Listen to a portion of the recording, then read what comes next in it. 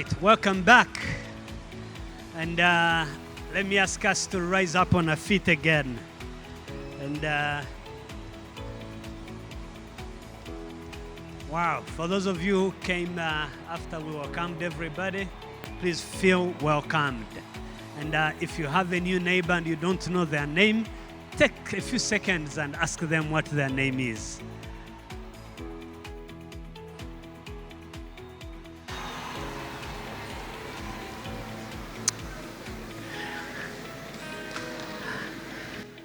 Feel free to move around if your neighbor is so boring.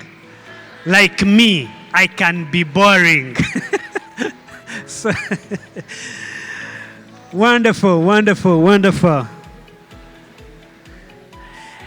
Now, that neighbor who is not boring, I want you to ask them this one question. One question. Here is the question. Here is one question. In spite of this AI thing that we've been learning about that is making changes, what is one principle that you are not ready to violate or to do without in face of this technology? What is that one principle that you think you want to live by this amidst all this technology going on? Just share with your neighbor. All right.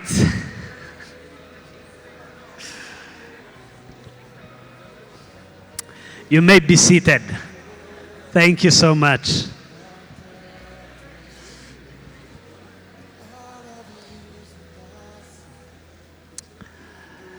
This is a funny story that happened a few years ago when my wife and I turned 10 years. So on our 10th anniversary, my wife is here. Molly, stand up. That's my boss right there. But then I went to ChatGPT. I said, I want you to compose a very good message on our 10th anniversary. I want to give it to my wife, put in emotions, and this is what ChatGPT told me. He said, hello, sorry, since I am not human, I cannot put emotions. So that brings me to a very big point as leaders. There's one thing that ChatGPT will not do, or artificial intelligence. That's emotional intelligence. As a leader, that's very key. And with that, allow me welcome our next speaker, but we'll have an intro video. The tech guys. Michael Messenger is a deeply respected Christian leader with over 35 years of experience in global humanitarian work. He recently concluded his role as President and CEO of World Vision Canada, where he led with compassion and courage, serving children and families around the world. A trained lawyer, business educator, and lifelong advocate for hope, Michael has taught at the Ivy Business School and holds degrees in economics, law, and business. Today, he mentors and equips purpose-driven leaders, helping them lead with clarity, conviction, and Christ-centered purpose. Ladies and gentlemen, with a round of applause, please welcome Michael Messenger. Well, good morning. Bonjour. Muraho. It is it's a real honor to be with you today, and I'm humbled to speak to such a gathering of committed Christian leaders from Rwanda, the Great Lakes region, and across Africa. I'm really grateful to Kurumbuka for the invitation and for your commitment to raising up transformational leaders for the flourishing of this region and belong. I just love the abundant leadership model and approach. Now, as we get started, I want to note I do come from a different geographic context. I don't pretend to understand all of the elements of your reality. My leadership has primarily been in Canada and shaped there, but I've worked around the world through a Christian humanitarian organization. So, today I'm not coming as an expert, but I'm coming as a fellow sojourner, a fellow traveler, a leader still learning, still being formed by the challenges of our time. And I know that I will leave here having learned more from you than I could ever share. There's an African proverb that I've read that says, when the roots are deep, there is no reason to fear the wind. It reminds us that no matter how strong the storm, we can stand firm if we are grounded in the right place, if we're built on the rock. And that's the heart of this message. How can we as Christian leaders lead with purpose through times of disruption? Well, as I begin, I want to introduce you to one of the most inspiring leaders that I've had the privilege of knowing, Assunta Charles. Assunta served as National Director of World Vision in Afghanistan. She has a quiet, unassuming presence. But her leadership, anchored in a deep sense of personal and professional purpose, was powerfully revealed in a moment of extraordinary disruption.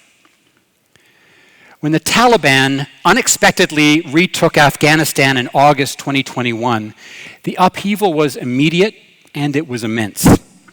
Programs were suspended, funding was restricted, years of development progress were under threat, and countless lives and futures, especially of girls and women, were placed in grave danger.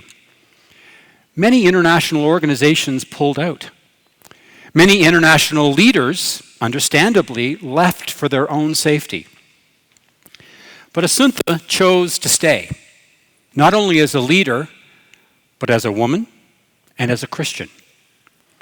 You see, she believed that God had placed her there for a reason, and that her calling hadn't ended simply because the circumstances had changed. Her personal sense of purpose, rooted in faith and character, aligned deeply with World Vision's organizational mission to serve the world's most vulnerable children, even in the hardest places. That alignment gave her the strength to remain, to lead, to serve, and to stand for mercy and justice in the face of fear. With quiet courage and daily faithfulness, she kept hope where many thought it was at risk of disappearing. The world around her had changed. The ministry had grown harder. But she became the leader that moment required, anchored by purpose, guided by faith, and unwavering in her commitment to those she was called to serve. So as we get started, I want to ask you a question. When the world around you is shaking, what keeps you standing? We are in a time of upheaval. As I look back over my career, I believe that we are living through some of the most significant disruptions globally since the end of the Second World War. Around the world, we face political polarization, conflict, economic instability, shifts in power and influence, and climate-related crises. Global business systems and expectations, the architecture of international aid, educational opportunities, ministry realities, all of these are changing rapidly. And with those changes come profound shifts in expectations. Expectations of leaders, boards, and the communities we serve.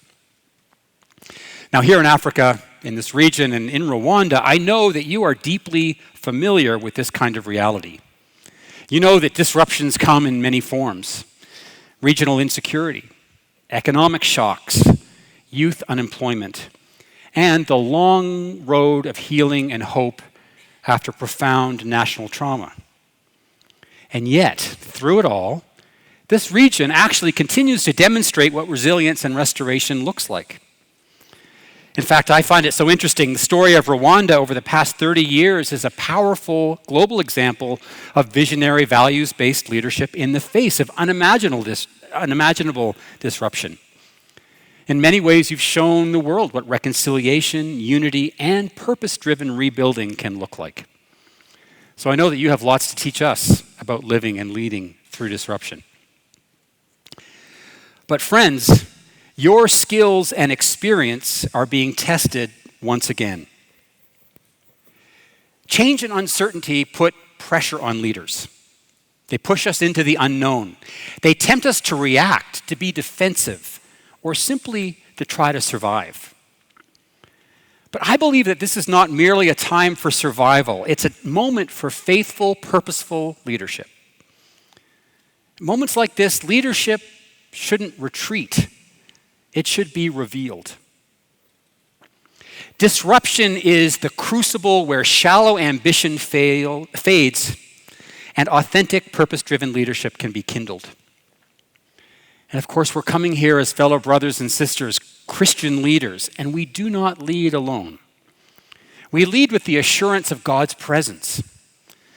Isaiah reminds us that when you pass through the waters, I will be with you.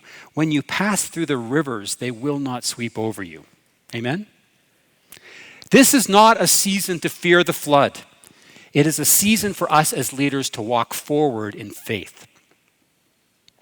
And that's the theme of my talk. Leading with purpose will help us navigate and lead through disruption. I want to offer a few thoughts, some encouragement, and I hope some practical approaches to bring the idea of purpose to life in our context. I believe that the women and men who lead well through disruption are not always the smartest, they're not always the strongest, but those who are deeply self-aware, who are grounded in identity and clear in purpose. And the organizations that thrive and survive and even thrive during times of crisis are also those that are the most clear in their purpose, as they are expressing it through a focused mission, vision, and values. Well, I guess I should start by answering the question, what is purpose? My own understanding comes from years of leading through complexity as we've sought to remain faithful to God's calling. I want to suggest there are kind of two dimensions to this: our personal purpose as leaders and the purpose that's expressed through the organizations in which we serve. Personal purpose is our calling, our sense of direction or responsibility that draws you toward a particular path, a purpose, or a way of serving others. Some of you may be familiar with Rick Warren's book, The Purpose-Driven Life. Well, to paraphrase him, he said that we are created by God on purpose and for a purpose. Remember Jeremiah 1:5, where God says, "Before I formed you in the womb, I knew you. Before you were born, I set you apart." This isn't just poetic language. It's a foundation of leadership. You are not an accident. Your calling is not random. God wants you to use your unique gifts in His service. Calling is found in knowing who we are, remembering whose we are, and orienting ourselves in what we value and aligning our actions with those values. Calling can anchor our careers, our relationships, and our future firmly in God's bigger story, reminding us that our lives can reflect His love, justice, and hope wherever we're called. Now, we have to combine that calling with the desire to reflect a Christ-like character and a willingness to put that faith into action. Together, these elements become our personal purpose. Now, maybe you're wondering, you're at a different stage of the leadership journey. So uncovering your calling and purpose as a follower of Jesus and as an ongoing, as a leader, I want to suggest is an ongoing process of prayer, of discernment, and commitment. If it's to be foundational for us, we need to continually pray and learn on our own and through a community of leaders like the ones gathered here, of encouragement and accountability. My friend Steve Brown runs Arrow Leadership in Canada, and he wrote in his book that he called Leading Me, he said this: "Our most important and most challenging leadership assignment looks back at you in the mirror every morning. It's you." So a couple of questions for you. What do you sense God has uniquely created you to be in response to His work in your life?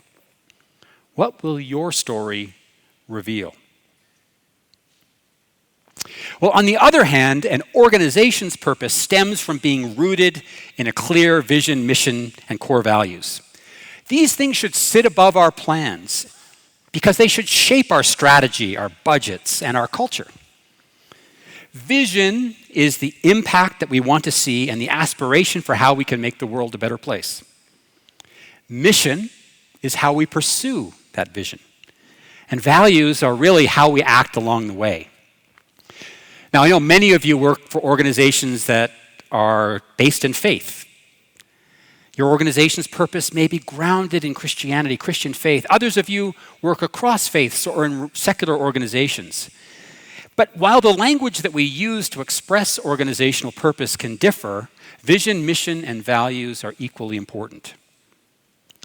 And it's important that that purpose is captured and shared clearly and collectively, not just held in a leader's mind or written into a board's mandate or policy book.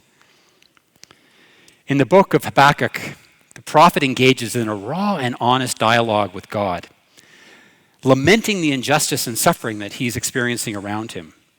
And in response, God offers a vision of justice and a call for the righteous to live by faith. And that's important to study, but I want to focus on what God tells him next. In verse 2 of chapter 2, the Lord replied, "Write down the revelation and make it plain on tablets, so that a herald may run with it." In other words, Habakkuk is told by God, don't just hold this vision privately, make it clear, make it portable, and make it actionable. Write it plainly so that others can run with it. And that's what organizational purpose should be like. It shouldn't just be inspirational, but clear enough to be shared, understood, and mobilized. Now, see, they noted for 30 plus years I worked at World Vision.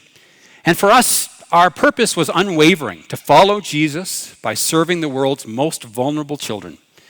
It has a clear vision, mission, and values that are shared and known.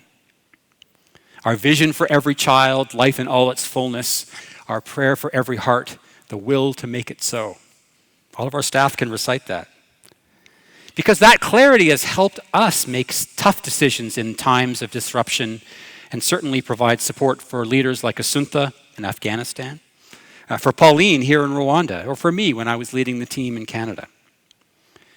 And likewise, I see the same clarity in the mission of organizations like Kurumbuka, equipping Christ-centered leaders to transform their communities.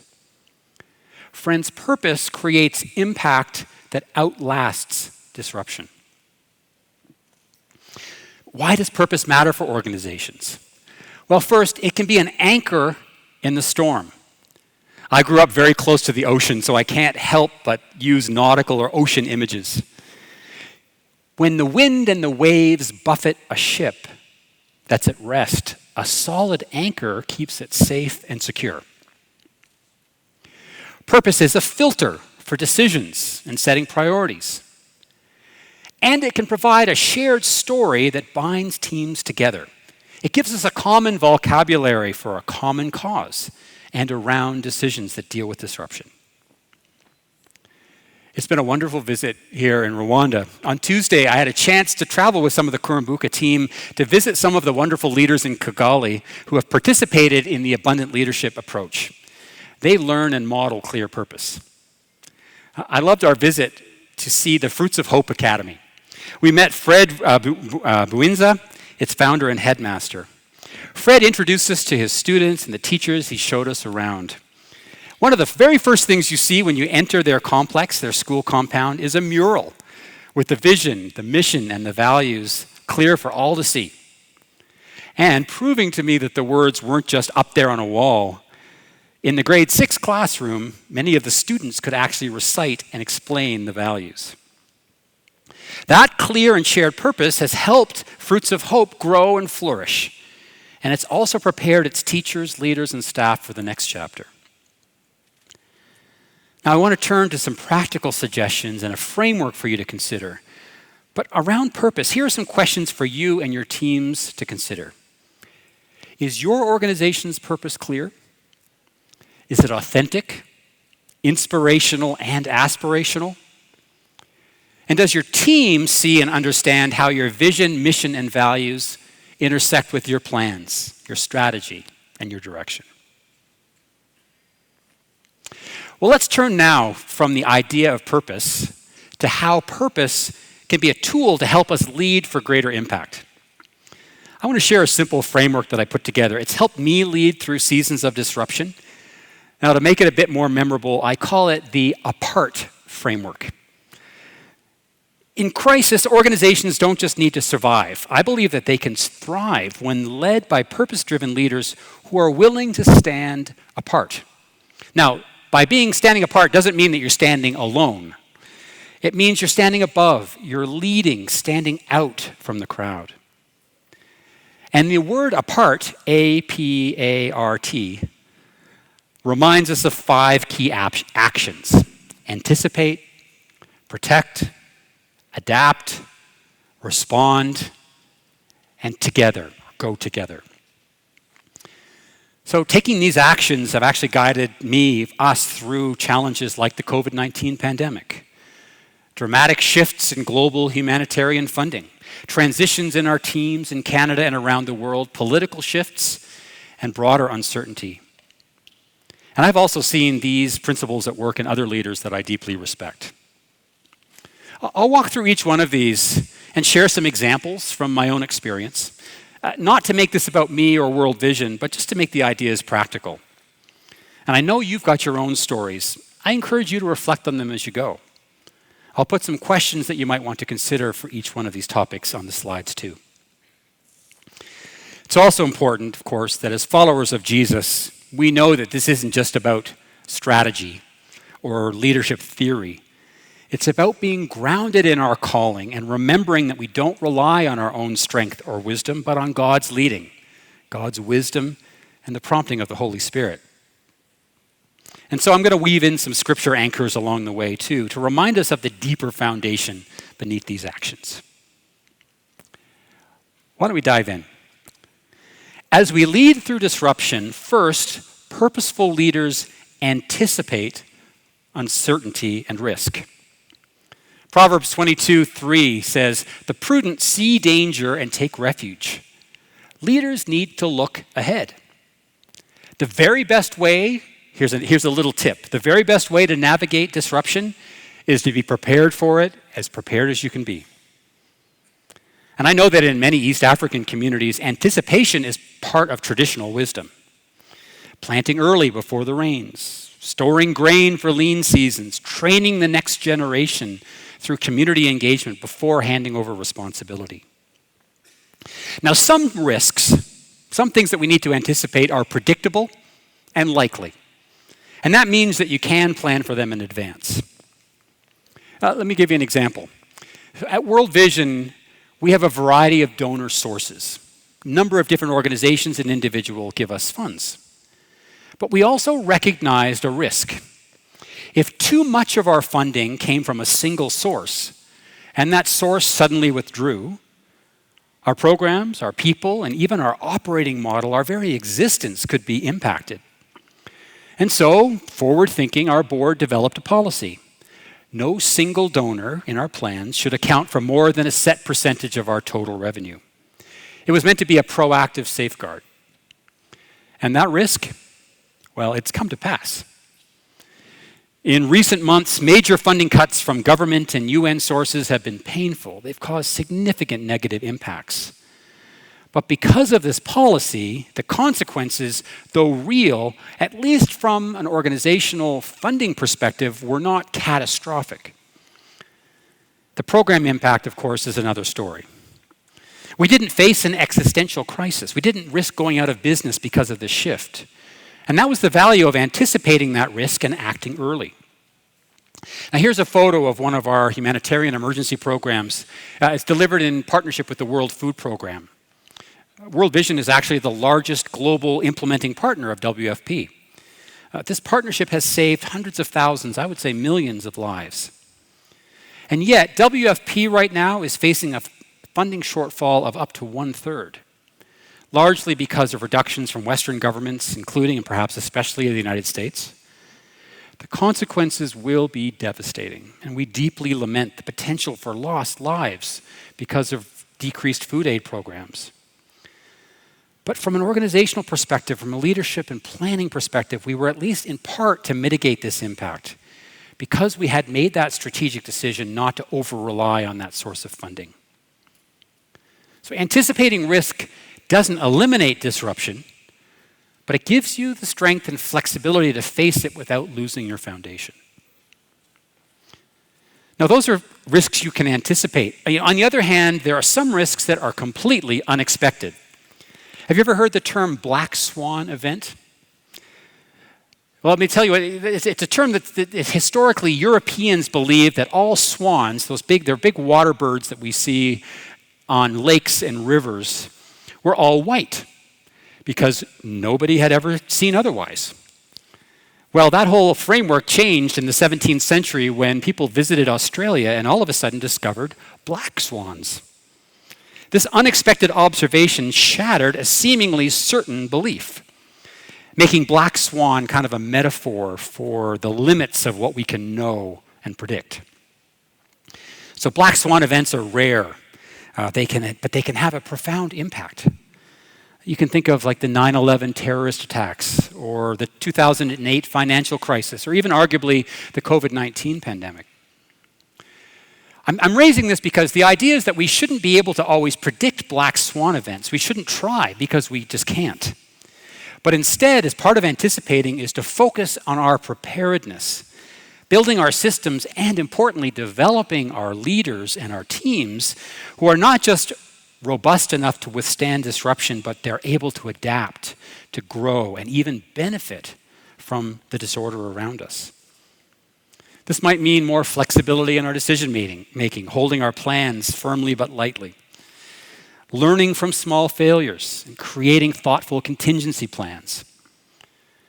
But whether risks are specifically predictable or if they're unlikely, the starting point to leading with purpose through disruption is to anticipate.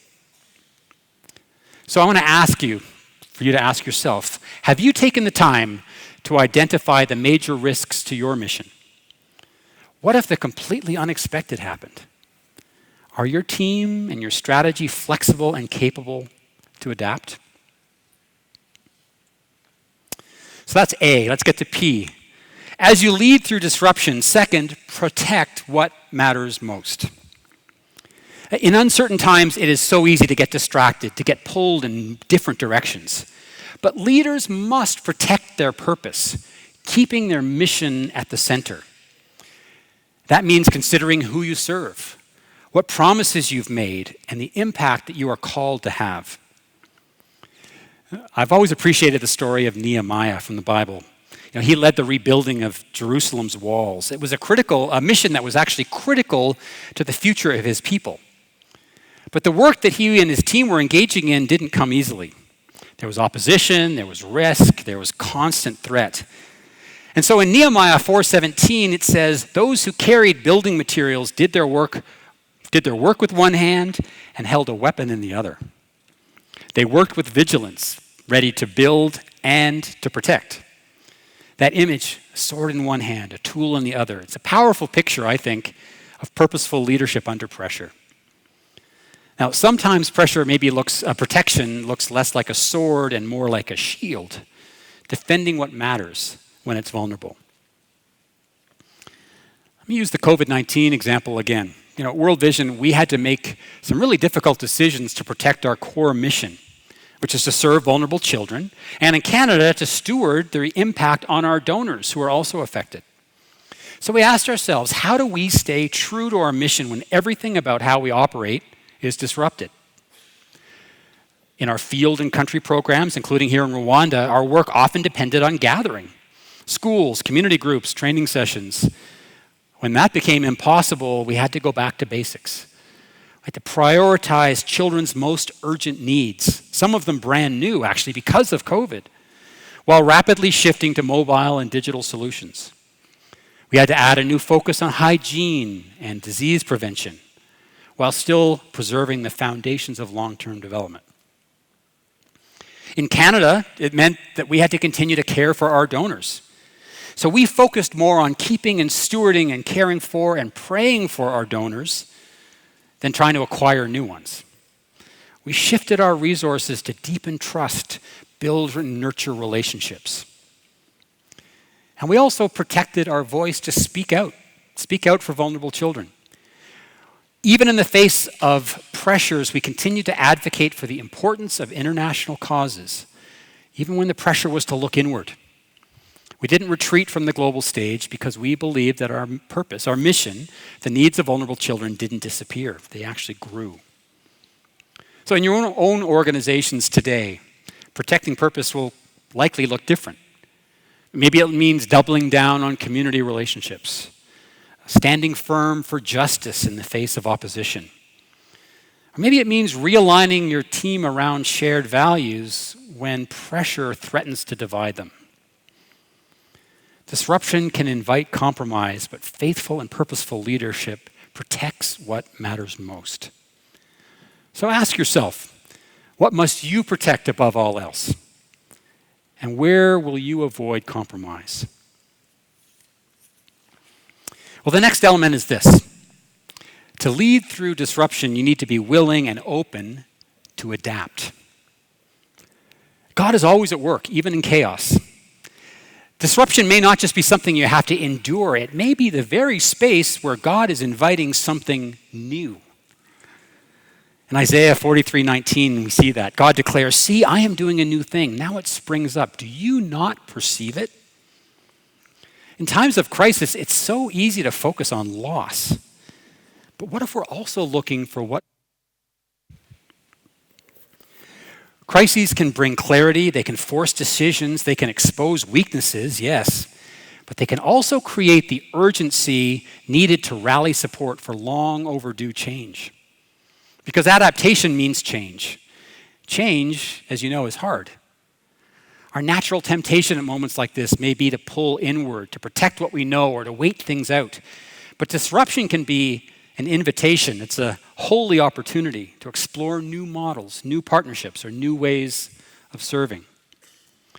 Leaders who adapt are not being reactive, they're being faithful. Faithful to purpose and open to the new thing that God might be doing through the disruption. I'll give you one more example from the COVID-19 pandemic. At World Vision, we had been planning for years to deepen our use of mobile and digital tools so that we could enhance our programs and our donor stewardship. We had the vision, we even had a strategy for this, but like many organizations, we lacked the urgency.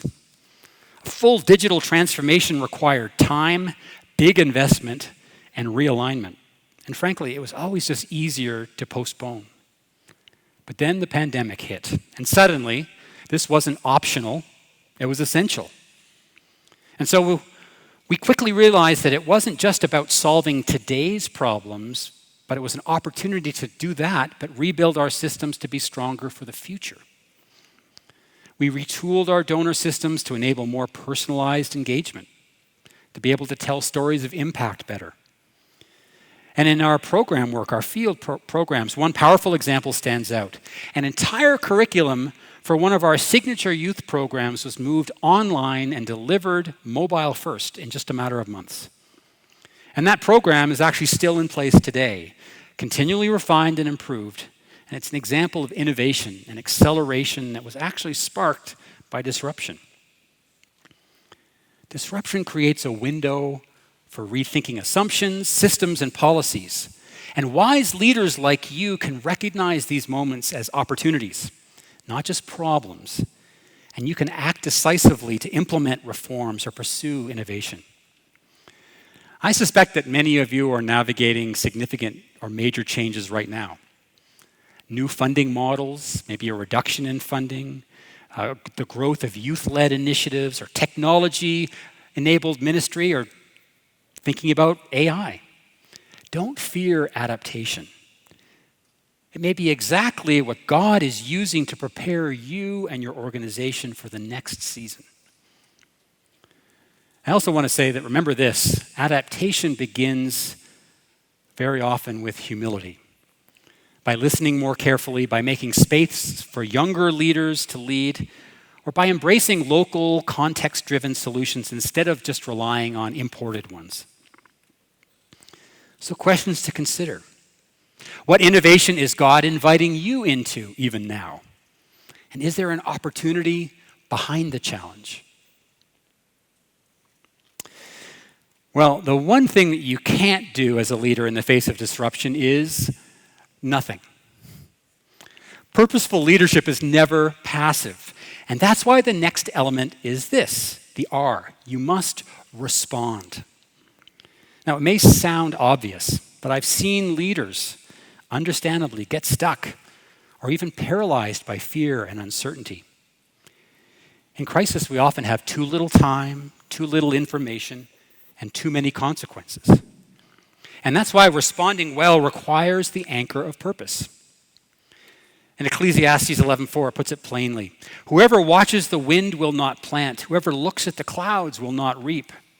I think it reads even better if you insert the word only into that verse. Whoever only watches the wind. The point is clear.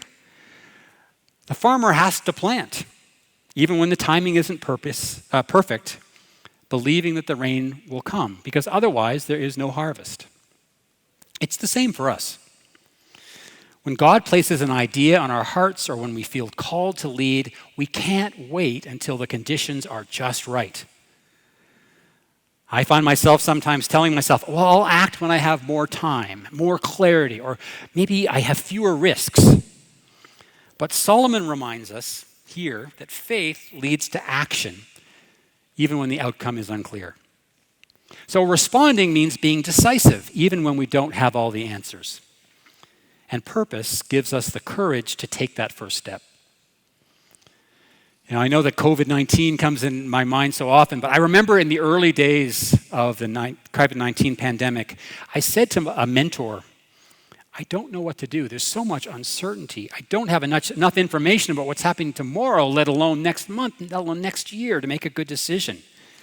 And he looked at me and kind of shook his head. And he said something I'll never forget. Michael, you're the leader. You have to pick a path. Pick a path. That's what leaders do. Not perfectly, not always painlessly, but anchored in purpose. So responding well as well may mean making painful decisions, like reducing staff or shifting ministry focus. But purpose shapes how we respond, not just what we do. I'm going to show you a photo of our team at World Vision Canada from around that time. And I put that up there because some of the faces represent colleagues that we actually had to say goodbye to. 6 months into the pandemic, it was clear that good stewardship and the operational realities required us to reduce our workforce. It was one of the hardest decisions that I've ever had to lead, during what was probably the toughest season that I can remember as a leader. But we tried to make purpose help guide every step of our response. Purpose helped us how we communicated, even while we were dispersed and online. How we explained the reasons with clarity and compassion and care. And how we supported those leaving and those who were staying. Purpose didn't make the decision easy, but it made it clear. And it helped us respond in a way that was consistent with our identity and our core values. And so how do we respond well? Well, it won't surprise you that you hear me say that by letting purpose serve as our anchor, our filter, and our shared story. And friends, most importantly, we remember that we don't lead alone. In all of this, we still have to seek God's heart and wisdom in prayer. Proverbs also reminds us, trust in the Lord with all your heart, lean not on your own understanding. So respond not with fear, but with faith. And not in reaction, but with purpose. So questions to consider. What decisions am I facing, are we facing that can't wait? Are there some that I've been putting off for too long? And how is purpose guiding your next step? We're getting to the last part of the framework. Another African proverb I love says, if you want to go fast, go alone. If you want to go far, go together.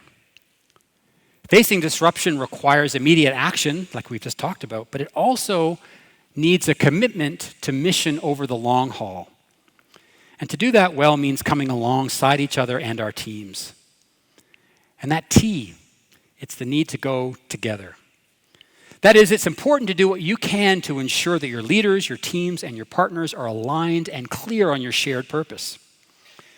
And as Christian leaders, we have a special role in whatever our context is to support our brothers and sisters through change and uncertainty.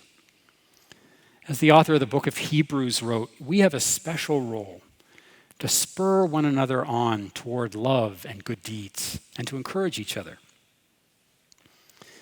Well, what's your role as a leader in helping your organization move forward together in times of disruption?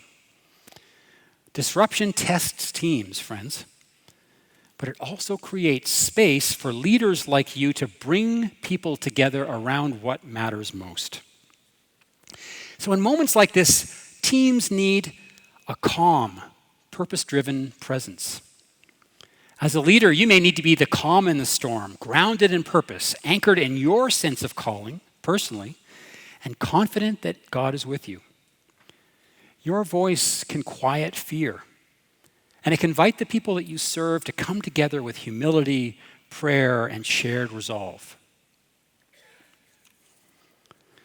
Teams also need a vision that can lift eyes beyond fear. You know, in crisis, it's so easy, isn't it, to be consumed with what's right in front of us?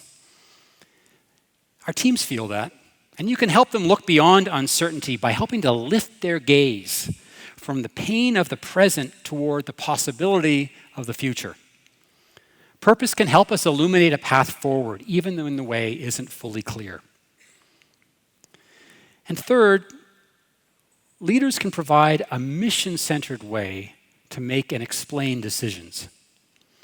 Especially in difficult moments, people need to understand the why behind the what.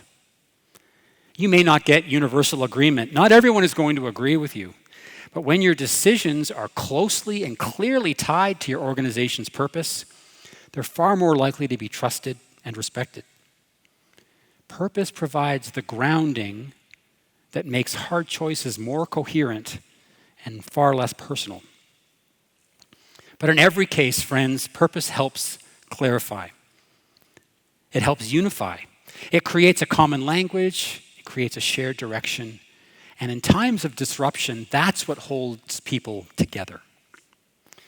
So ask yourself, are you walking alongside your team? Are they aligned to your mission? Are you helping them lift their gaze from the pain of the present to the promise of the future? Well, coming to a close, disruption is not going away. There actually may never be a new normal.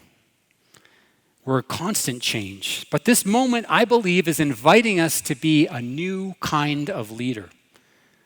A leader who is set apart by purpose.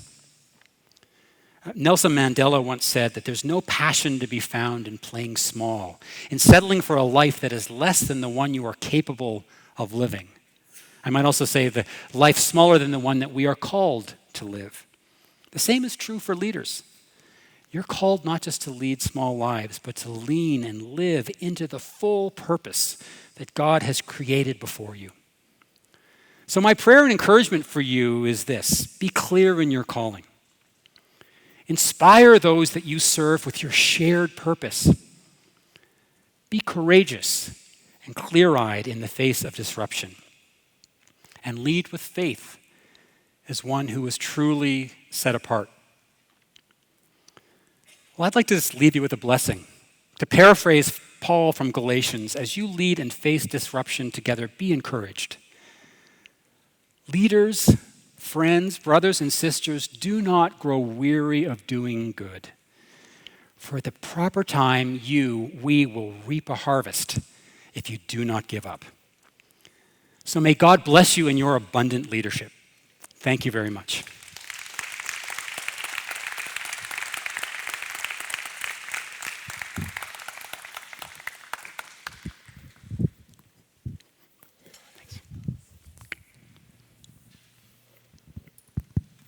Wow. Another hand of applause to Michael. Woo. My heart is on fire, knowing what is going on around in organizations because of the global disruptions, but hearing you speak Thank you. Let's give him another hand, please. And at this time, you'll allow me to welcome my brother, Alexander Ndamukunda, who is going to be our moderator for the next panel. But he also attended the Abana Leadership Institute, and so you're very welcome. Let me welcome my sister Erica, and then to say more, introduce them, and then Alexander will take on from there. Perfect. I would like to hand over to the moderator. He will go ahead and speak about their bios. But before I do so, I want to speak a little bit about Alexander. He's also the country coordinator of I Lead Rwanda.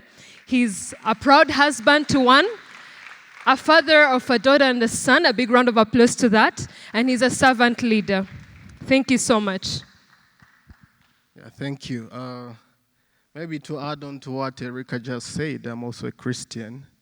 And that really, to me, defines my identity more. So it's so exciting to see all of you. I don't know why we don't have an energy, some energy in the house. If we can join our hands and appreciate the speakers we've had. I think we've had amazing session. And I am from African New Life Ministries, which is a partner with Maxwell Leadership Foundation to implement I Lead in Rwanda. Let me see people from African New Life Ministries in the house. African New Life, one team, and African New Life. All right, so I'm so excited because this summit came in the right time. I think we haven't had a such summit in this season. And I believe each one of us here will not go the same way you came in. And let's appreciate the visionary. Richard, thank you so much for allowing God to use you to shape the lives of African leaders.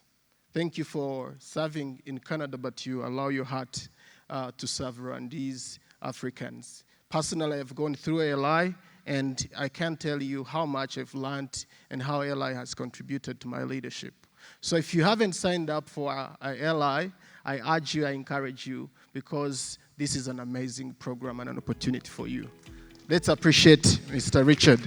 So today, we have another panel which is amazing. And with us, we have Dr. Precious, is the Deputy Chief of Party for the USDA-founded Food for Education program with World Vision International in Rwanda, bringing over 20 years of leadership development, program management, and business development in Africa. He holds a PhD in change management and has successfully raised over 200 million in donor funding during his career. He's married with 2 children. Yes, you can go ahead and appreciate him. He's married with 2 children, a committed Christian, and currently serves as chairman of the Elders Council at Christian Life Assembly, which is hosting us today. Let's appreciate him. But with us, we have Alufa Akariza. Alufa Akariza is the visionary founder and director of Discovery International School in Rwanda. If you didn't know that person, here she is. In September 2016, driven by her desire to create a nurturing environment for her own children, Alpha embarked on the entrepreneurial path by founding Discovery International School and has since grown to serve over 470 children across 2 locations in Kigali, offering both early childhood and elementary education to students aged 1 to 12. She has been married to Erin Umurenzi for 14 years, and she looks young, right? She doesn't look. She's married for 14 years. She's a mother of 3 wonderful, energetic sons. Beyond her role at Discovery, Alpha serves at CLA Church and on boards of entrepreneurial organizations, continually growing in her leadership and entrepreneurial endeavors. She's also an alumna of LI Cohort 1.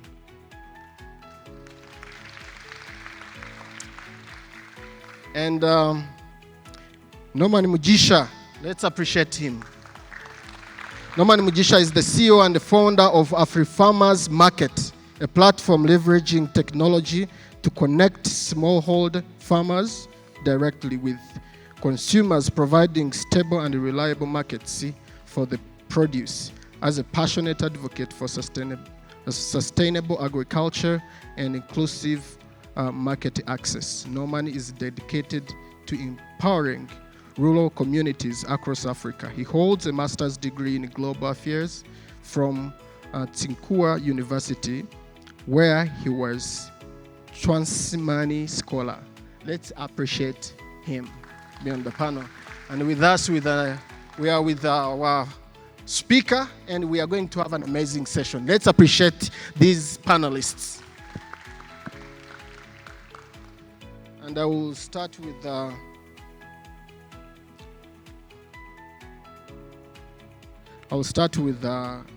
amazing lady with us who looks young than how long she has just got married. It's good that now we are going to be speaking a bit the same language because we are the alumni of LI.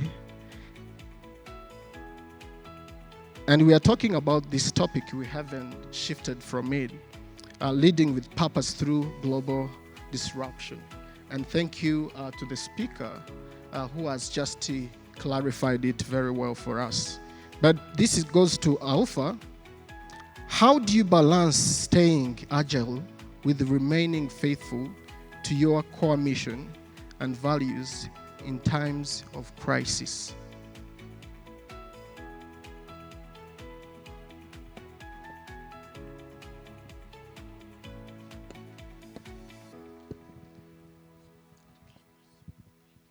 Good morning, everyone.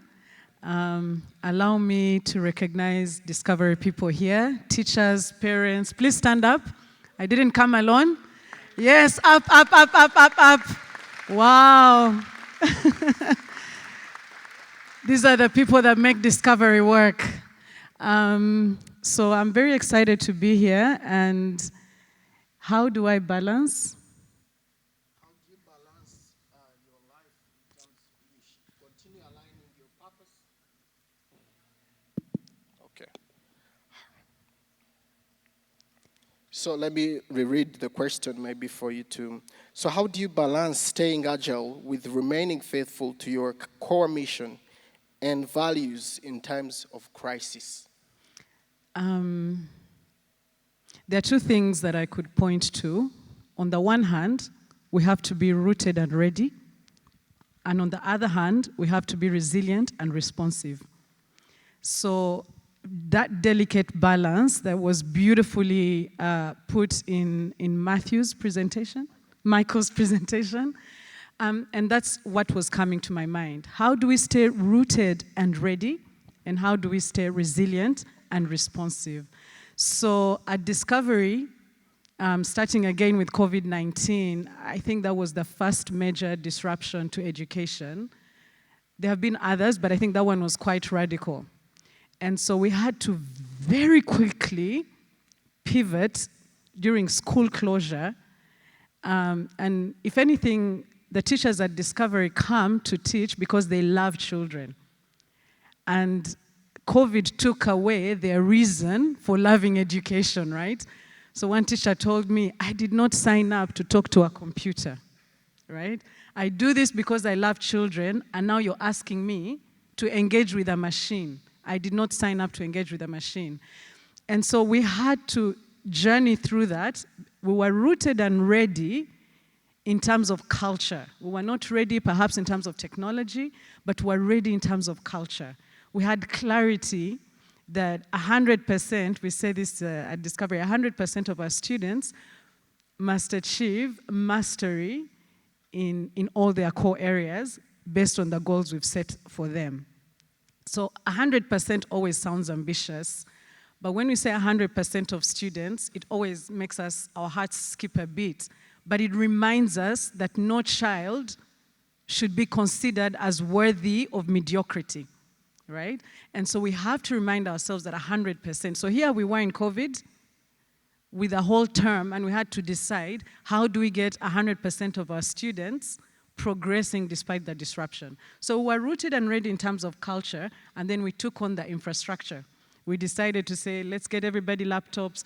We quickly tested different models of online learning and opened an online program that was really successful. We had even kids from other countries join. But on the other hand, we had to be resilient and responsive.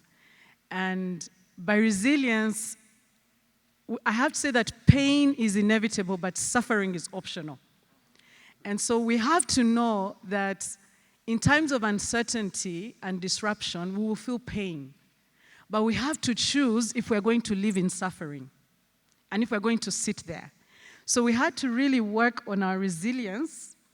We have a community where we support each other, we encourage each other, and that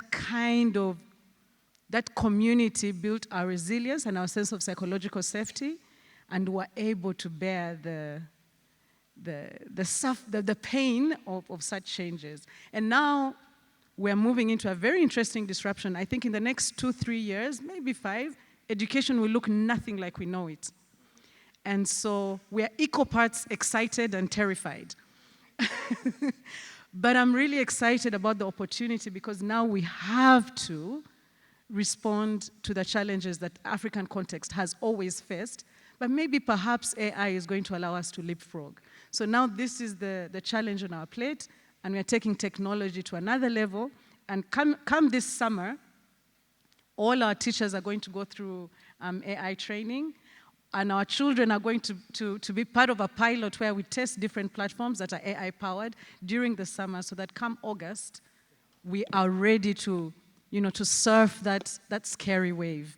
So they are my examples of rooted and ready and resilient and responsive. You're on the stage of anticipating right now.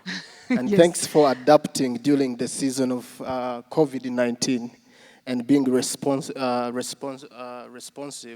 in the times where things seemed to be difficult. So let's appreciate Alpha for applying the principles even before she had the opportunity to listen from the speaker. I actually think you could have just had Alpha do the keynote. I think that would have been more effective. All right, so thank you so much. As if that was not enough, let's appreciate her one more time. Yeah. And this goes to Dr. Precious. What practical strategies have helped you and your team maintain clarity of purpose and motivation during prolonged uncertainty? Thank you very much.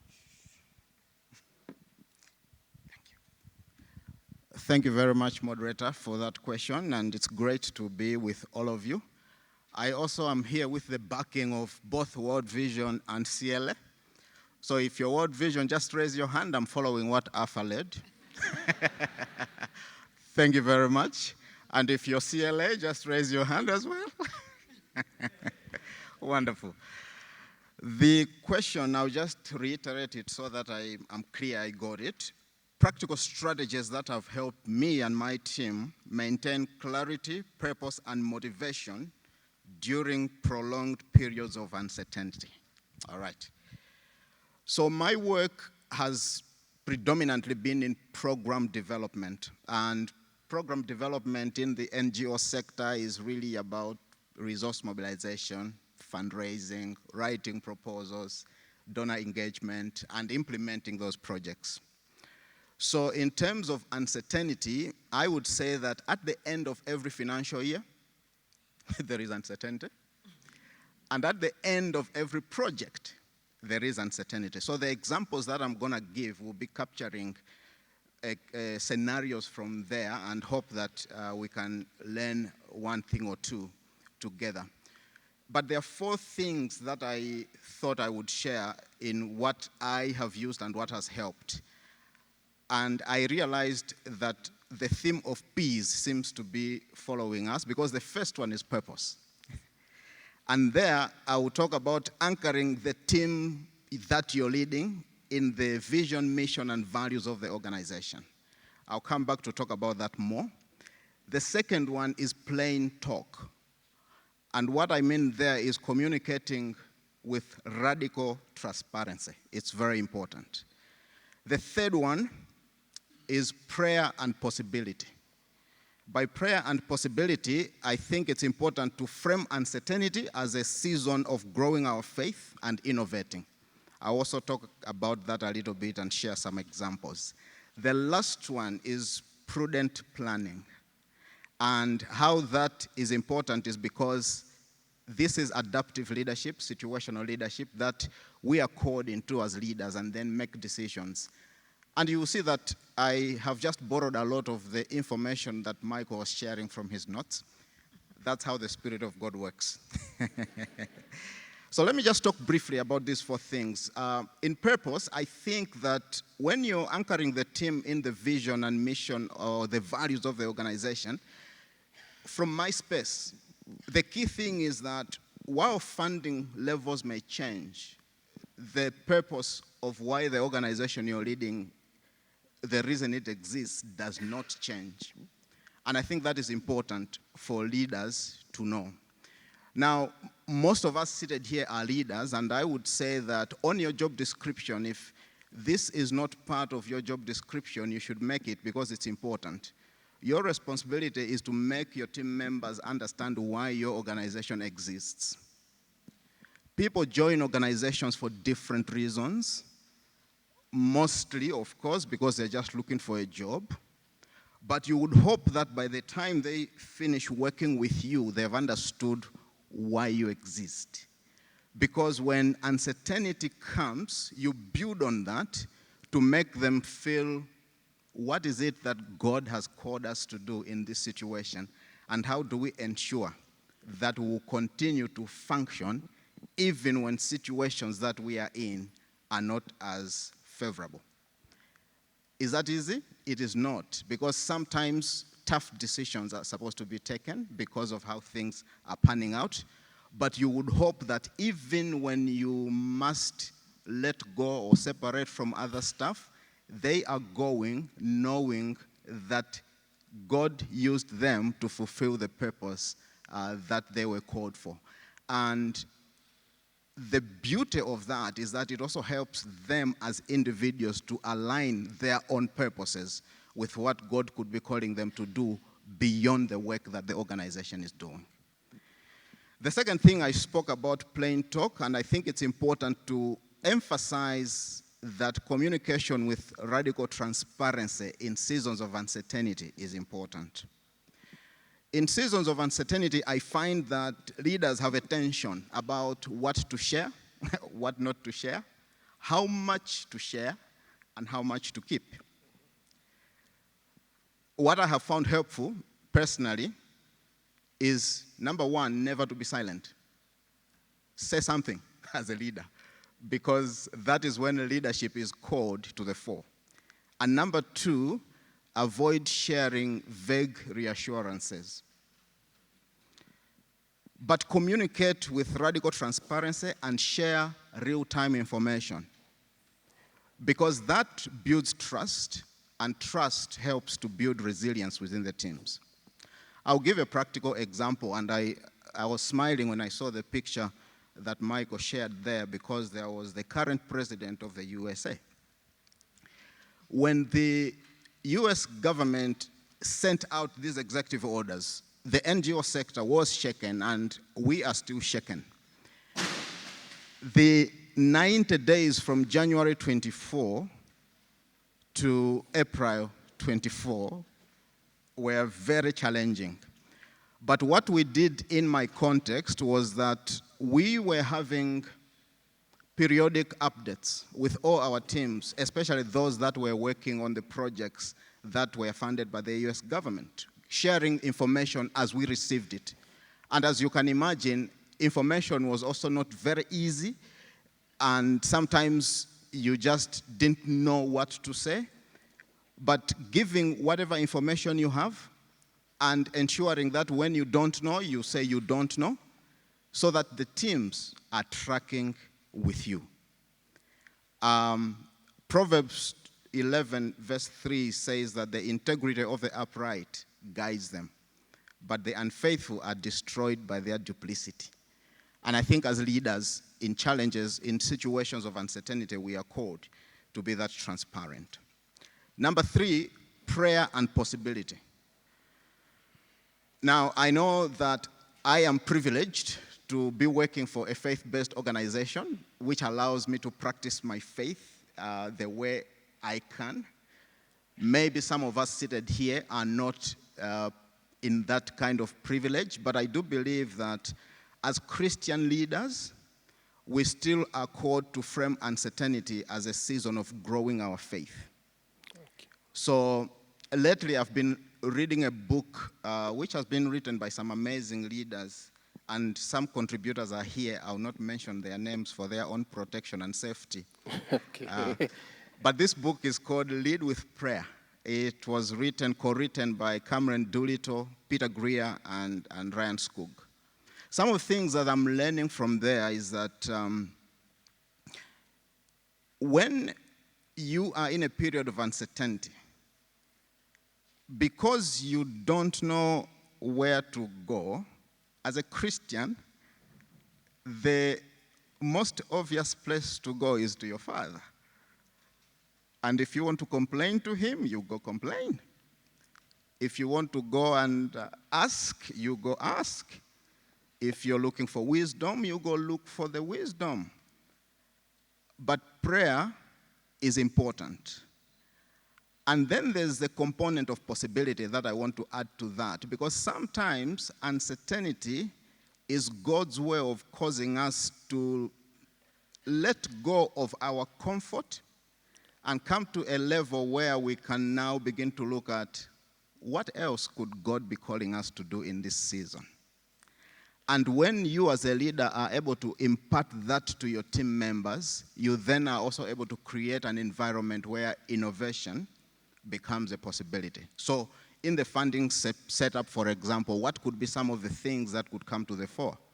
I think Michael touched on one. How do we diversify our sources of funding so that when a shock like this comes?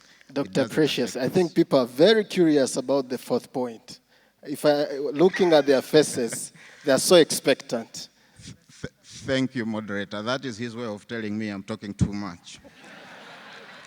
I understand. Not at all. I understand that language. I'm always too. waiting for the conclusion, how it feels. It makes a difference.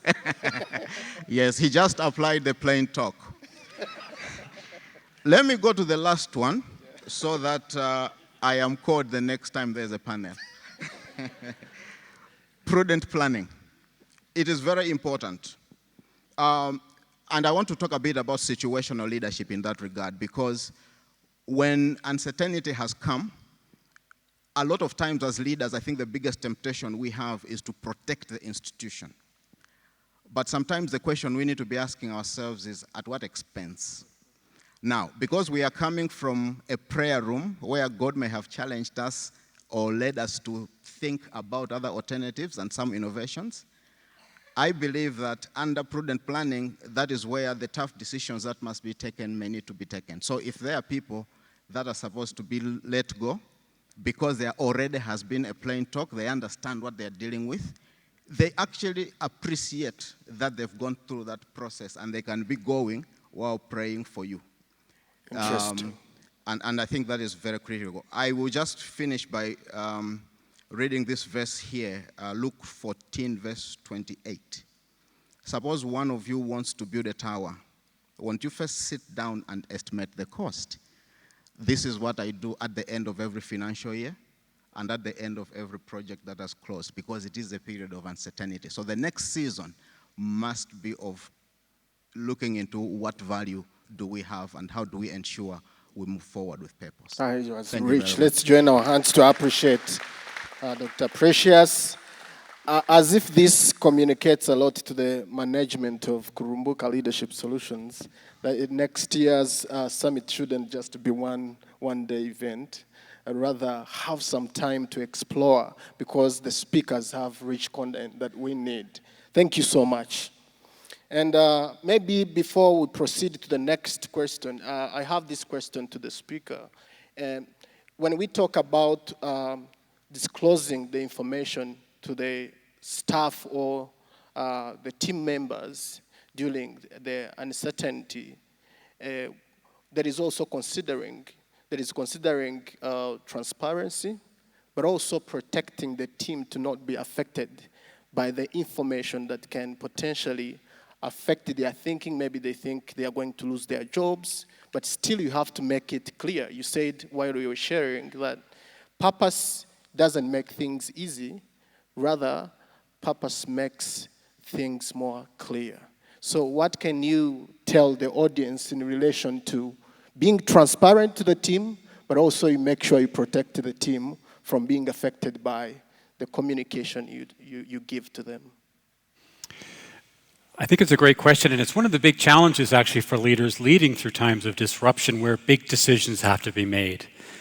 I think the first thing to realize is that as leaders, you can't always say all of the information.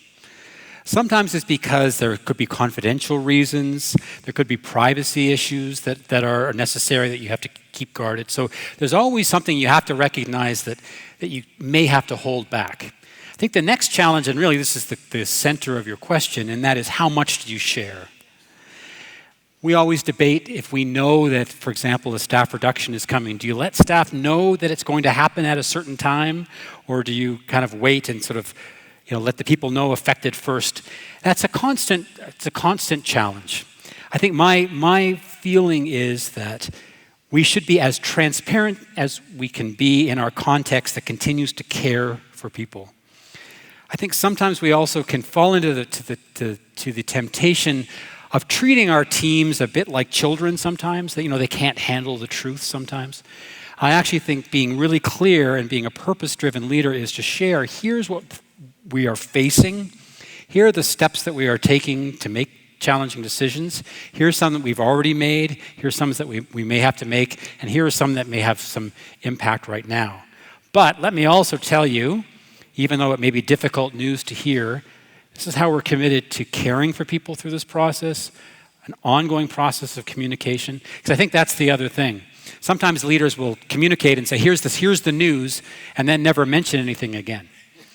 Actually, we put in place where we did a restructuring or retooling, we said we're going to actually send out an anonymous poll to all the staff in those departments every week. And we're going to share the results. How are you feeling? What's clear? Are you feeling that this is moving forward? So it's a constant process of not just recognizing that communication doesn't just stop at one time, it carries on. Also, communication is two-way. It's about sharing and listening. So I think those are some elements I would add. I appreciate him.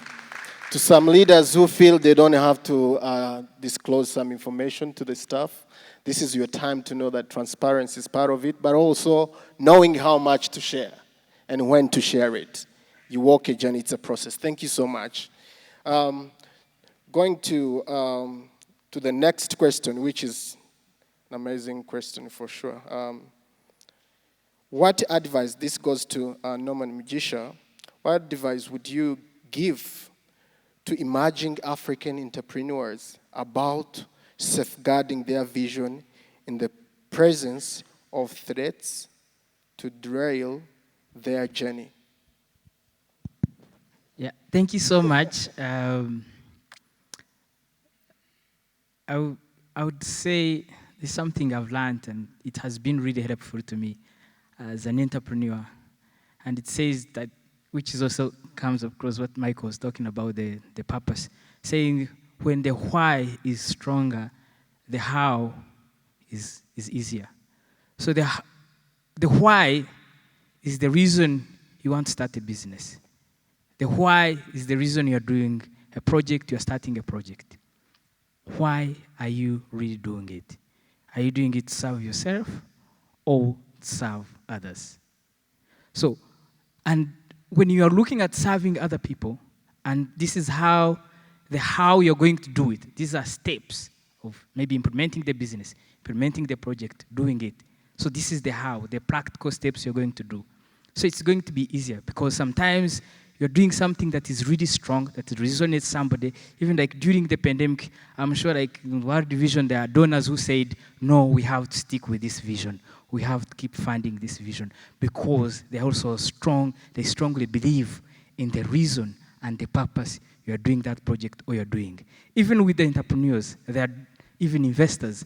I was talking to some entrepreneurs who lost even some of the investors. But those like investor would say, I would have to stick with you to go through this. Even with the employees, there are those we're going to cut your salaries because they resonate with the purpose and why you are doing that one. They will really, really stick with that. So I want to use this one as like maybe a little bit background of what we're doing at Afri-Farmers Market. Today is like a coincidence. So when I was seated there, just a phone pop up a picture like reminding me 5 years ago. So 5 years ago, today on 6th of May 2020, I went to launch Afri-Farmers Market to the farmers. So Afri-Farmers, before that, what we do is we help smallholder farmers access stable market for their produce. You can imagine when you go in rural villages, you find the main source of economic income for these rural people mainly is agriculture. They have to sell their plant and they have to sell their produce. But most of them, like there are those communal markets that happen maybe once a week. Imagine like a farmer who has 1 hectare of tomatoes and the tomatoes are ready. And he or she can carry only one basket, which is like 20 kgs, to the nearest market. Imagine the rest that is remaining at the farm. And you may remember, it is the statistics have been there, 40%, over 40% of the produce being lost at the farm. So within me, I was like, okay, what could be my contribution?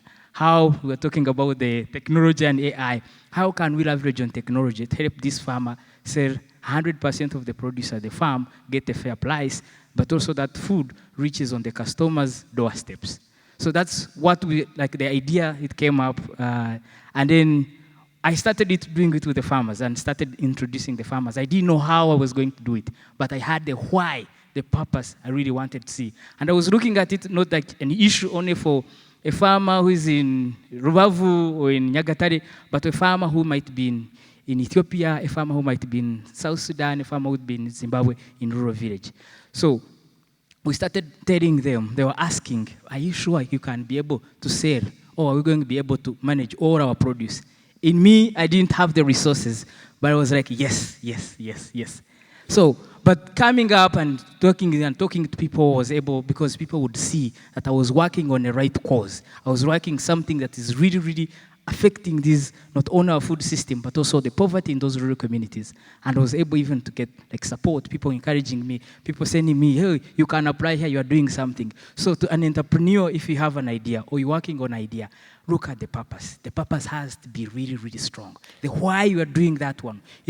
We had, I might say maybe, like we started with 50 farmers, and just as a prototype, I wanted to see, because like one leg was in Rwanda doing Afri-Farmers, another leg was in the US, where I told my boss, like, hey, I'm going back home, I'm going to sort of family issues, because he couldn't allow me to quit the job and come do Afri-Farmers. So like, I'm going to sort of family issues.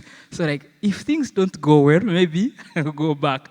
So starting with 50 farmers and 3 employees and seeing how that will really work and struggles, losing it was during the pandemic. In one single day, we lost a produce of worth 5 million Rwandan francs. Then I went back to my home, and then the truck driver was like, remove your tomatoes and produce. I was like, where do I put it? Put it there and distribute it, people. I don't have anywhere to put it. So back in at my place, and I was telling God, why? Why, God? Why didn't you even tell me, at least not go to the farm to pick the produce today? Why? And a phone, I had a call, the number was not saved. And there was a mom, one of those like we bought the produce from, and she called me, did you reach safely? I was like, yes, we reached safely. Thank you so much. The money you gave us really helped me. Like she was mentioning other things, the money helped. And I put on my shoes, I went back to work. So even those challenges, when you have the why, and you are passionate about it, you're seeing the real change that is really happening. Even those hard moments, that purpose, that why, that vision, that mission you have in you will help you to stand up. Powerful. Will help you to go real. And with that, I can say, just 5 years, almost 5 years, because today was launching the farmers, telling them that we're going to buy their produce, then later the registration and all that came later along the year. But starting with 50 farmers and now, 5 years now, working with more than 10,000 farmers, seeing... Wow, as if that is not enough. Let's appreciate them. Seeing them... an amazing work they are doing. You know, seeing them increase their household income, seeing them buying domestic animals, seeing them being able to be financially stable. And from that, we even added up, like training them on the best agricultural practices, because we wanted the produce they have, they can really meet the market standards. And we even put a revolving fund to help them access farm inputs, because we understand after the harvest, they use that money for daily basic needs. And the next harvest, they don't have any more savings. So we're like, okay, how do we do that one? So when you have that really, really strong purpose, people will join you. Started with 3 employees, now we have more than 50 permanent employees that are working with us, with Afri-Farmers Market. So I would say if you're working on idea, it's not just your idea. You're building Africa's story. You are showing people around you that those challenges can become opportunities. Let me finish with this. God never built this hole we're in, but he created trees. He created stones. So it's us to look at the tree and imagine a chair, imagine a table, imagine a wall. Look at stones, imagine those opportunities. Wow. So if you're walking on the street, you see kids walking barefooted, think of affordable shoes. Think of how they can go to school.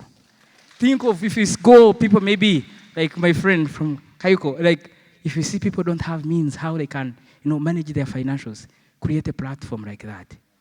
And with that, you're not just doing it for you, but you're doing it for generations and generations to come. Thank you so much. So not looking at threats as challenges, rather turn them into opportunities. Let's really join our hands and appreciate him. And this goes to Alufa, and I'll open up in the next few minutes to the audience to prepare your question, if you have something to ask. Alpha, when do you say, if you can share this audience, time in your life when you faced a challenge and it turned into opportunity, and you celebrated at the end that you encountered that challenge?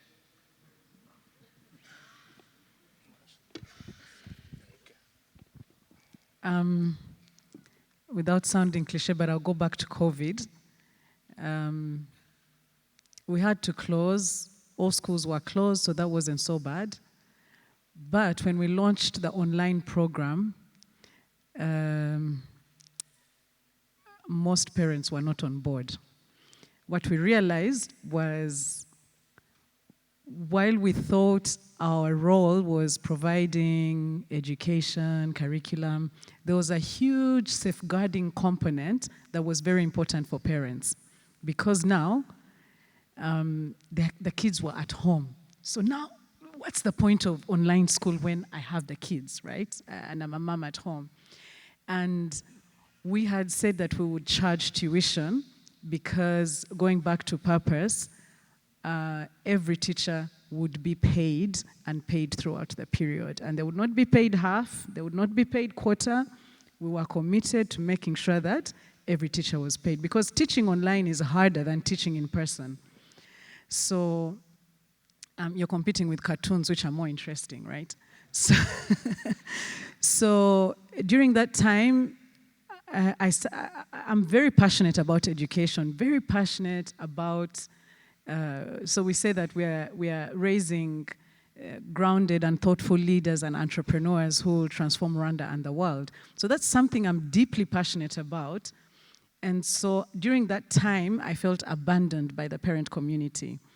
It went as far as creating a WhatsApp group, putting the school logo on the WhatsApp group, and having like 200 people on the WhatsApp group, of which there was no staff member of Discovery.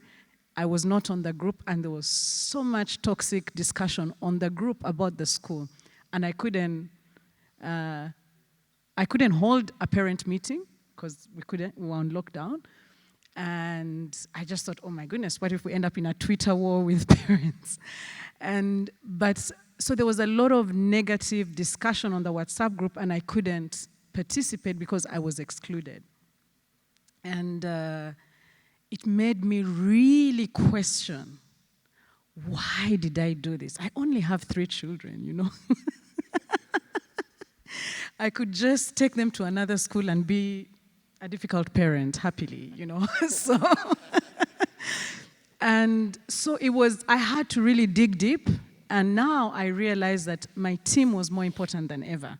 They might not understand it because all they knew is that they got paid throughout the time, but we're really committed to taking care of the team, because I realized that a parent, I'm also a parent, but a parent just looks at their child. They're not thinking of other children, and rightly so. There's that self-interest, right?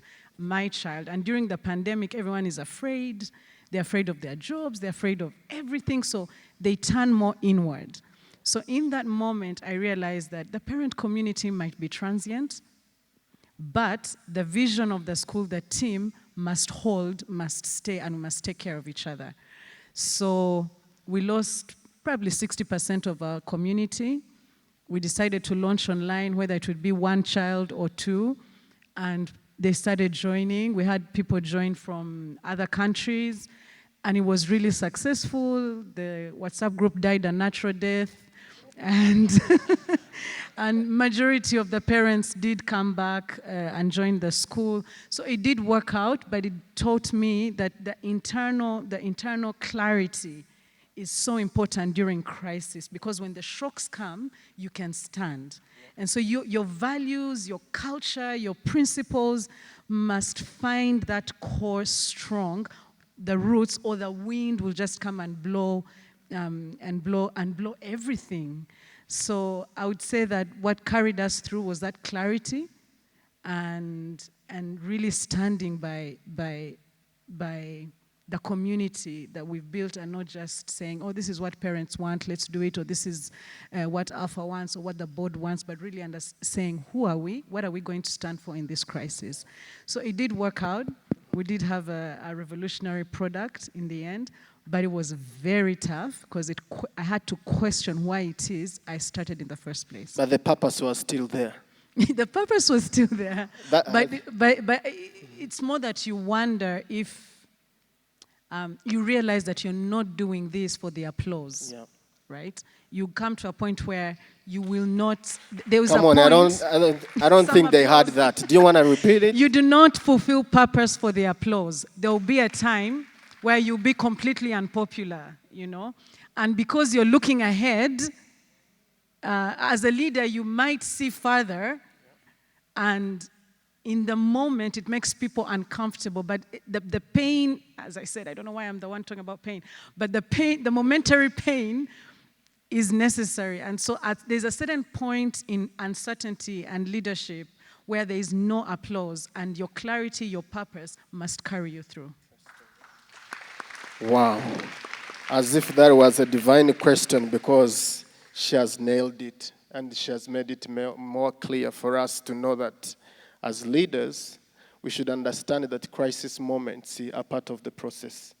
As we continue to lead, challenges are opportunities for us to, to learn from and even do things better. So if we can open it to the audience and make sure you keep it brief. Yes, someone can help.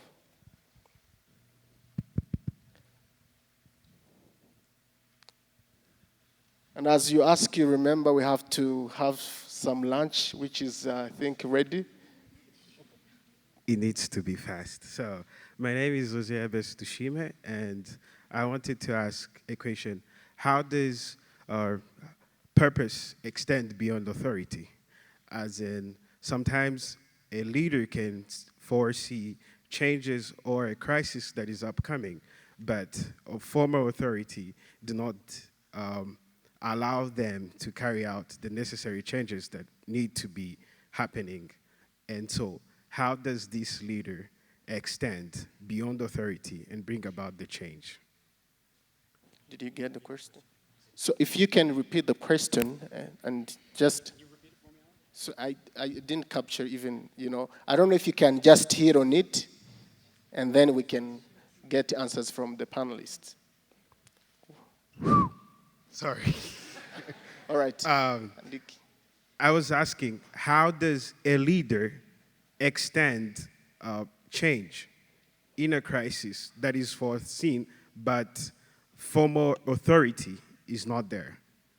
How does a leader extend change? Extend, okay. Extend change beyond authority. Okay. Does it make sense? It does. If I'm correct, are you saying if, say, you're a middle-level leader, but your superior is not as responsive in terms of crisis? Yes. You extend the change beyond the So authorities. how do you, when, if I'm correct, when you're in the middle there, how do you exercise responsiveness when your leadership is not yet in that place, right? Thank you. You're not answering the question. Well, I think it comes down to what I talked about. When you think about purpose, there's both an organizational purpose, your vision, mission, and values, that you hope leaders at whatever level in an organization can live and embody. But even when you're in a tough place, you also have a personal purpose. So there's a need for you to show up well and be true to your own sense of calling. Now, sometimes this is a bit of a privilege because, often we are in difficult circumstances that for necessity. Sometimes we actually make a choice to, leave an organization because our purpose doesn't align with the organizational purpose. But generally speaking, we can be called to lead, and I think it's about being faithful to the teams that we're entrusted to do what you can to mitigate the concerns that maybe are coming from other leaders that aren't as aligned or where there's a gap, and to do what you can to build the alignment and connection. So just hoping that the organizational purpose is widely held, but ultimately as people of purpose ourselves and as believers, we need to be true to our sense of calling, who God has called us in the context in which we find ourselves. I think that is profound helps. Because he was talking about I think that's more being passionate about making things happen more than even visionary would just wish to. So being able to see the need for change, yet the visionary maybe doesn't see it. And how do you lead that process as someone who is in the middle? Maybe we'll have that being talked about later, but if we can have someone else to ask the question, you hit on the point, and yeah. Yeah, a big thank you to the panelists. You've done justice to this topic. When Dr. Kondwani made mention of lead with prayer, my kidneys leaped in joy and my spirit testified with your spirit. Interesting. This is truly a masterpiece, and I would even go further to urge, beginning with Kurumbuka and any other organization represented here, that this can be a good gift for Kurumbuka to give every leader who graduates from each of its tracks. And if we have a Christ-centered organization, I would still urge you that every of your leader should probably receive this as a gift. The centrality of prayer cannot be underestimated. Even when we interrogate the apart model that he just shared with us, that apart model really starts to get its life, its power, and starts to yield fruits when each of those elements is covered in prayer. How I pray that as we leave this place and we start living the apart model, we adapt in prayer and we grow together or go together still in prayer. And now my second question is to my sister Alpha. When he was making his presentation, he talked of vision, but then he quoted Habakkuk 2:2. Habakkuk 2:2 is separated into two pieces. There is the part of writing, the vision on the herald. There is the other part of running with the herald. As an educationist, I find that many schools, many organizations, they are very good at writing the vision, writing the mission, writing the values, but when it comes to this other part of running with the herald, you don't see vision being lived, mission being lived, values being practiced. So my question to my sister, Alpha, is how do you run with the herald at Discovery Academy International School? Thank you so much. Yeah. Thank you so much. That's a great question and one I'm happy to answer because it is my life's work. So I strongly believe that everyone at Discovery is a leader. So I have Keza, who is front desk. I have Dean, who teaches French as a second language. I have teachers from the early childhood section, teachers from the primary section. The whole idea is that everyone at Discovery must be an active builder of the dream. And some of you have already seen me at the Global Leadership Summit. I take a big team because I want those seeds of self-leadership to be ingrained in everyone at Discovery. If I could take my cleaners too, if the series were in Kinyarwanda. So part of what I've done is expose these very principles to everyone at Discovery. So I've gotten the Abundant Leadership Institute and Kurumbuka seeds, and I plant them with every opportunity within the team.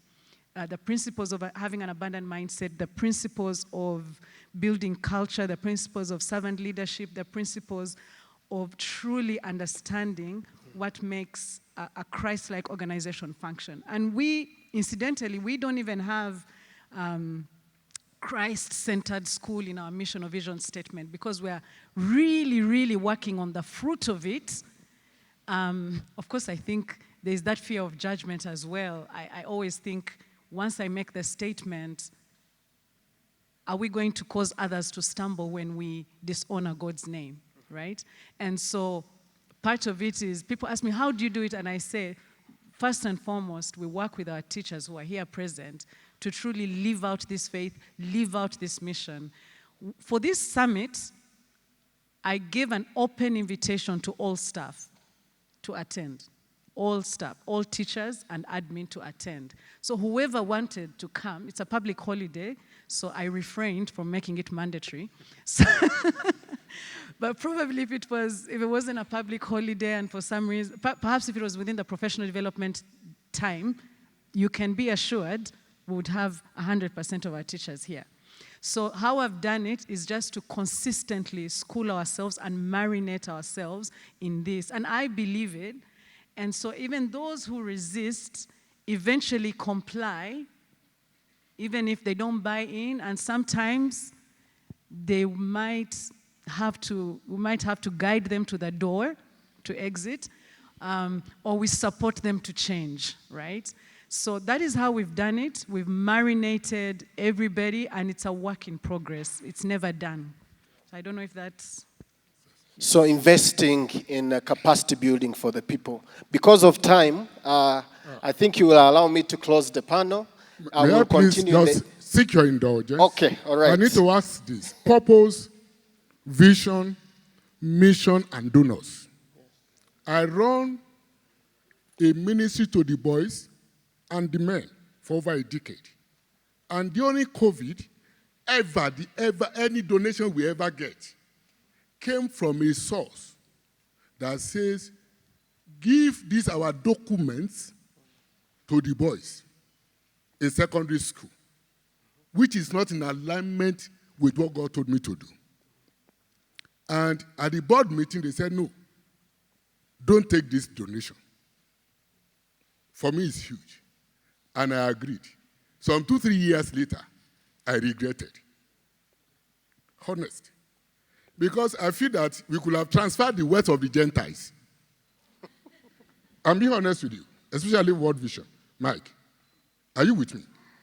How do we sustain our purpose and our vision when you have struggling resources to do what God asks you to do? And there is this, what's he called, LGBTQ that says, okay, Mike, you can have $1.2 million to run your programs to the schools in Nigeria. And I lost it and I regretted it. And I was like questioning myself, shouldn't I have taken this money, drawn it for some time, stabilize what I have to do, repent back to God? And I'm sorry, this is one question I want to ask. How do we balance between lean resources and donors who want us to follow their purpose? So, yeah. So, do you have a specific panelist to address to the question too? Any can answer? All right. Thank you very much for that question. It is very relevant because these are things that we are dealing with in the fundraising and resource mobilization space. For those of you that may have missed the question, I will just paraphrase it and I hope I will do justice to it. How do you ensure that you're sticking with your mission, vision, and values when people that may have resources to support you do your work are forcing you or twisting your arm to promote other values that are different from yours? Yeah?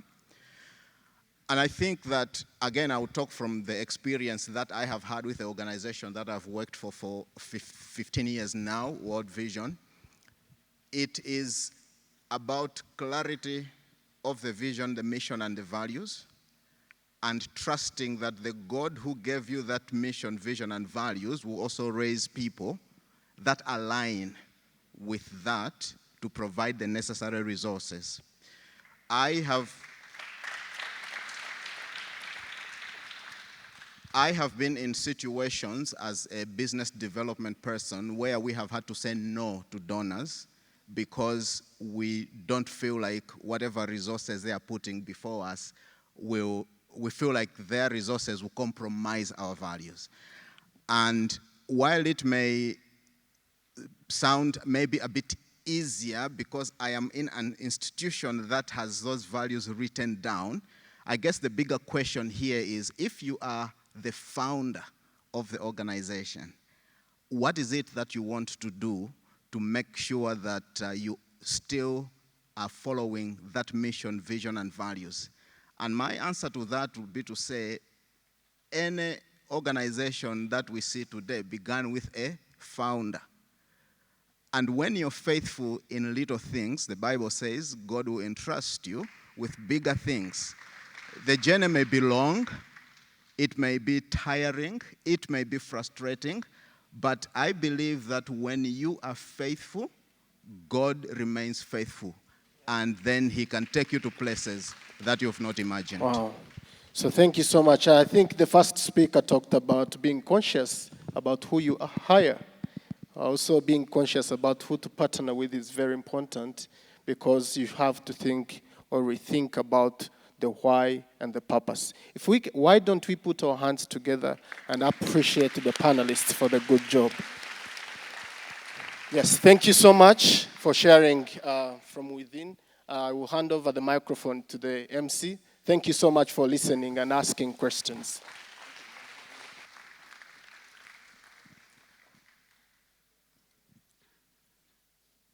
Thank you so much. Thank you.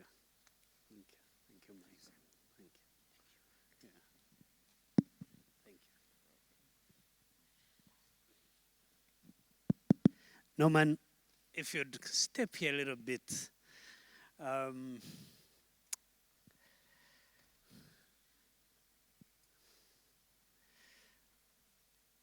Norman and I have walked a journey for some time, for close to 20 years now. He was my former student, and one of the things I hope that tech people, you are preparing something. It's just a couple of minutes that I would like to show you. But one of the things you can give to young people is exposure.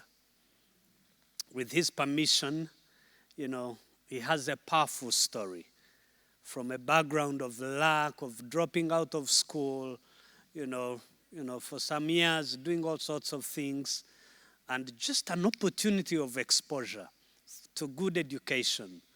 He finished on top of the national exam. He got full points. Went to North America for his university. Got a degree in agriculture, something like that. Continued for his master's in a very prestigious university. Got a very good job, earning tens of thousands of dollars. I'll not mention how much. Every month, this is not annual, but every month, to coming and saying, I am not going to continue, and working in the US. Most young Africans want to go to the US and Canada and Europe. But he says, I'm coming back home. Why? Because of that. And as soon as he launched the company, empowering local farmers, COVID hit. He lost it all. He wanted to go back, but then he insisted. Today, how are you doing with Afri-Farmers? Yeah, thank you so much. We're doing good. We're doing good. We're doing good. It's for me, it's like a miracle. I couldn't believe. If you look at more than 10,000 farmers we work with across different districts, most important for me is the impact, is seeing them being successful, seeing them, like if you could maybe go there and see their story, not me saying their story, that would be really something.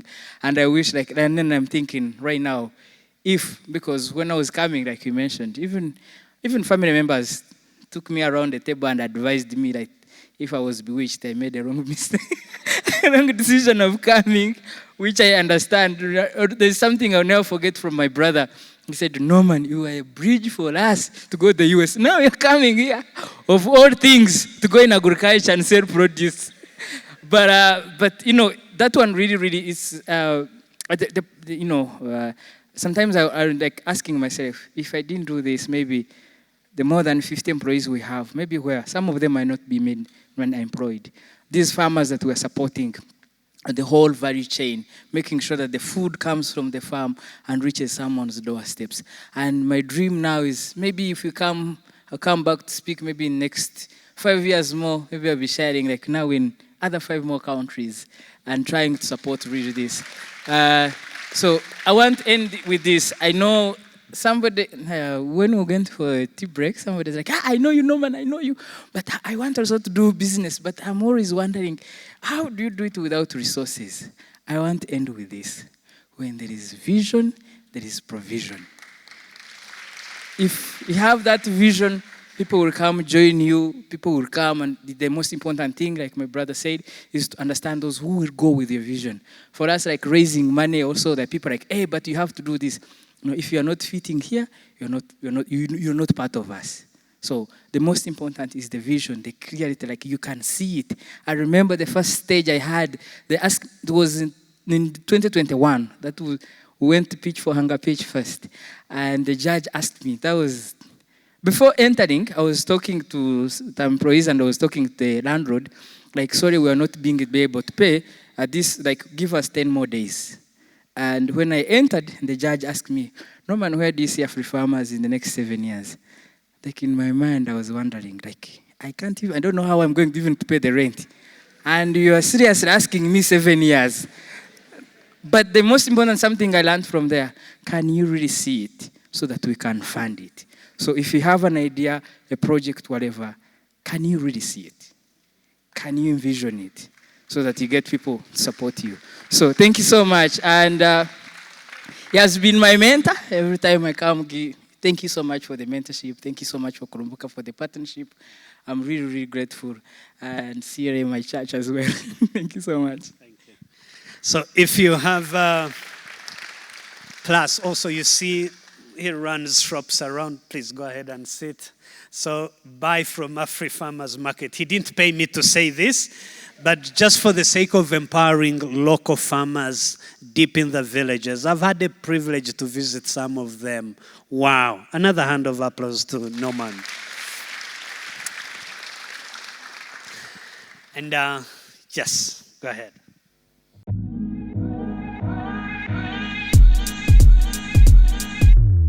Hello, my name is Sam Brondwa. Young people, have you completed high school and looking for an opportunity to develop the leader within and around you? Unlock your leadership potential with our 3-month youth leadership program. called TREK. TREK is a 3-month residential program designed to develop you into a Christ-like leader equipped to bring transformation to your community and beyond.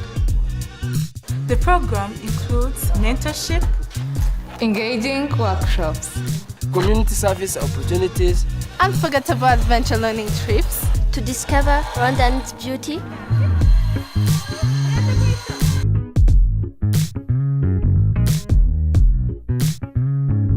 At TREK, we develop key skills,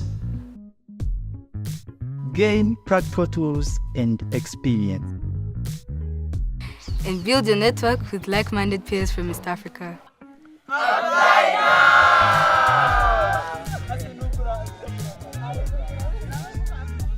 All right, so this is a gap year program, only 3 months.